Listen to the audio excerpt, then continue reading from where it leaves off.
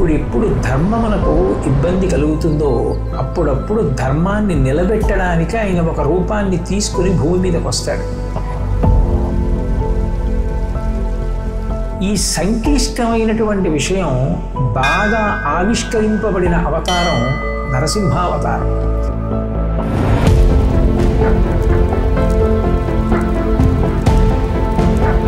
ఒకే క్షేత్రంలో బ్రహ్మ విష్ణు మహేశ్వరుల దర్శనం చేసి నరసింహస్వామి వారి యొక్క దర్శన కారణం చేత కలియుగంలో ఇంత తేలికగా మోక్షానికి అర్హత పొందాలి అంటే అది ఒక్క ధర్మపురి క్షేత్రమునందు మాత్రమే సాధ్యమవుతుంది అని అక్కడ విరాజమానులైనటువంటి దేవతా స్వరూపాల వలన అర్థమవుతుంది. అమ్మ అన్నం వండగలదు కానీ బలవంతంగా పెట్టలేదు కదా. భగవానుడు ఇంత ప్రతిజ్ఞ చేసి మన కొరకు ధర్మపురిలో వెలిసి ఉన్నాడు.